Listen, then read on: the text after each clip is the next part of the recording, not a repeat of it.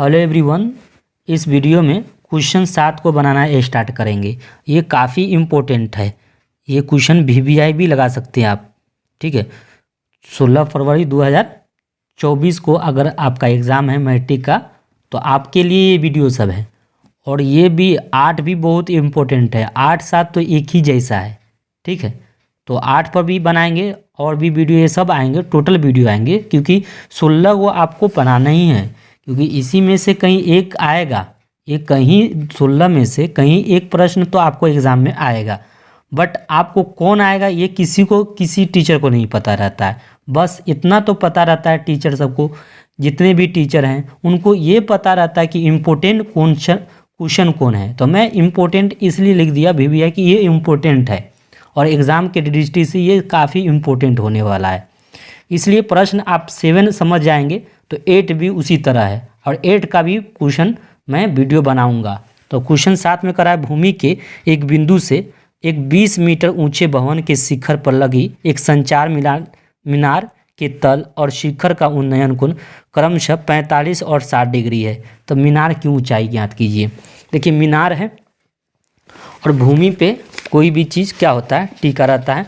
तो आप प्रश्न आप पढ़ेंगे तो पढ़ लिए होंगे, आपको समझ भी आ गया होगा क्या प्रश्न बोल रहा है।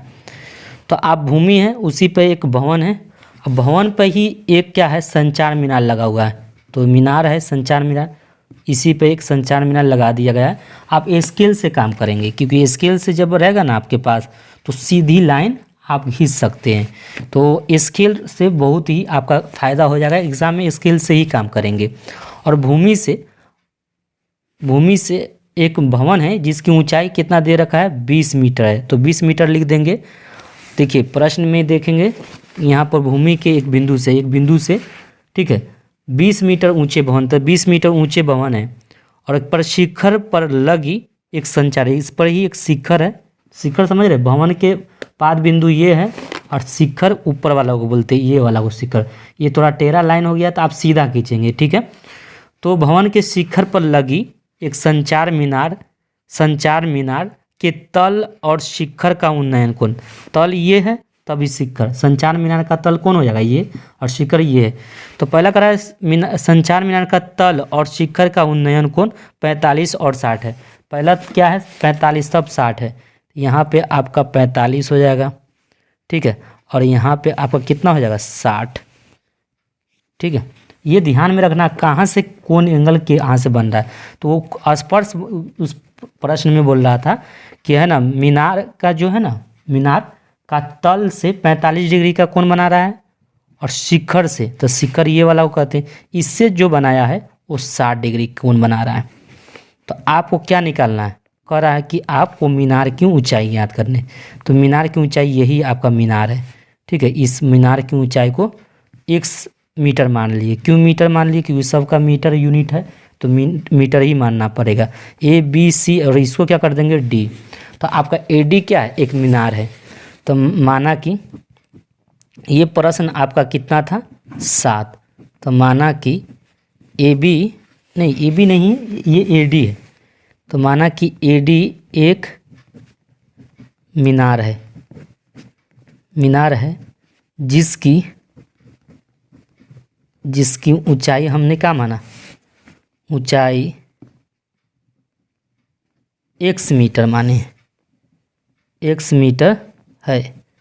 अब एग्ज़ाम में लिख दीजिएगा, मानना कि या मान लिया कि, तो माना कि AD एक मीनार है जिसकी ऊंचाई x मीटर है। और जानते हैं भवन की ऊंचाई क्या है, भवन, तो भवन की ऊंचाई आप बोलेंगे तो भवन की ऊंचाई भी आप लिख सकते हैं। भवन की ऊंचाई किस है, भवन का नाम जान सकते हैं, BD है। तो BD लिख दीजिएगा। और इसकी ऊंचाई जो दिया था वो 20 मीटर है। और जानते हैं एंगल लिख दीजिएगा, एंगल आपको लिखने आता होगा। तो DCB बराबर कितना एंगल है, 45 डिग्री का। ठीक है, और इसी तरह कोण ACB बराबर कितना एंगल, ACB बराबर 60 डिग्री। तो 60 डिग्री यहाँ पर लिख देंगे। ठीक है, तो अब मैं है ना छोटा वाला त्रिभुज में चलूँगा, ये वाला कौन त्रिभुज, BCD में। कभी भी छोटा वाला त्रिभुज में चलिएगा। मैं क्या निकालूंगा, मीनार की ऊंचाई निकालना है मुझे। तो अब यहाँ पर लिखेंगे अब समकोण त्रिभुज। तो समकोण त्रिभुज किस में, बी सी डी में।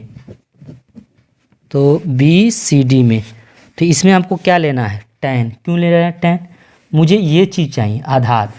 ये तो लंब पता है, आधार मुझे चाहिए। आधार इसलिए चाहिए क्योंकि बड़ा वाला त्रिभुज में भी आधार की ही ज़रूरत है। इस आधार से इसमें काम पड़ जाएगा, नहीं समझे। छोटा वाला त्रिभुज में मैं आधार चाह रहा हूँ, इसलिए चाह रहा हूँ कि बड़ा वाला त्रिभुज जब भी लूँगा ना तो उसमें भी आधार की ज़रूरत आ जाएगा, और आधार की मदद से मैं मीनार की ऊंचाई याद कर सकता हूँ। इसलिए मैं छोटा वाला त्रिभुज में tan ले रहा हूँ। tan कितना लूँगा, तो tan 45। देख रहे हैं ना, 45 आपका यही ना है, ये एंगल क्या है 45 है। इसके सामने वाला भुजा इस एंगल के सामने वाली भुजा क्या होगा, लंब होगा। तो लंब कौन हो जाएगा, BD। तो आपको BD लिख देंगे, और आधार कौन हो जाएगा, BC। तो आपको BC लिख देंगे। और tan 45 का मान जानते हैं कितना होता है, 1। तो 1 लिख देंगे। और BD का वैल्यू कितना है, 20 है, तो 20 लिख देंगे। बाई क्या है, BC है, तो BC लिख देंगे। और लिख दीजिएगा BC में 1 से गुना कर देंगे तो क्या होगा, BC होगा। BC बराबर क्या होगा, 20 मीटर हो गया। तो मुझे निकल गया BC बराबर 20 मीटर। अब कौन सा त्रिभुज मिलेंगे, बड़ा वाला त्रिभुज में पुनः समकोण त्रिभुज। समकोण त्रिभुज आप ABC में ले लेंगे। तो ABC आपको लिखना पड़ेगा, ABC में, ठीक है। तो इसमें भी आपको tan लेंगे, tan 60 लेना पड़ेगा। और tan 60 इस एंगल के लिए लंब डायरेक्ट कौन हो जाएगा, AB हो जाएगा। इसके सामने वाला एंगल AB हो जाएगा tan। तो AB बाई AC, नहीं tan लंब बटे आधार, तो आधार कौन होगा, BC। तो BC लिख देना पड़ेगा। अब देखिए tan 60 का वैल्यू पूछा जाए तो कितना होता है, तो tan 60 बराबर √3 होता है। और AB का वैल्यू आपको पता है कि AB का वैल्यू क्या है। AB को लिख सकते हैं x + 20, क्योंकि BD + AD मिलकर AB बना है। तो हम सीधा AD का मान x रख देंगे और BD का मान क्या रख देंगे, 20 रख देंगे।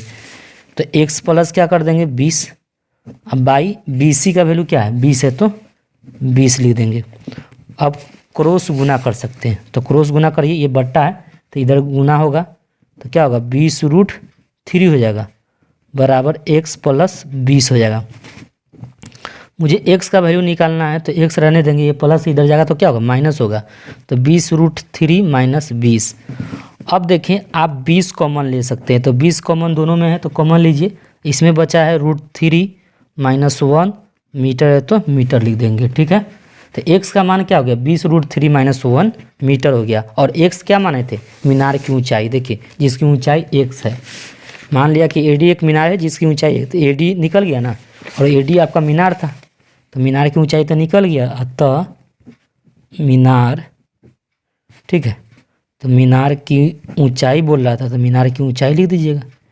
मीनार की ऊंचाई x बराबर 20√3 - 1 मीटर है, ठीक है।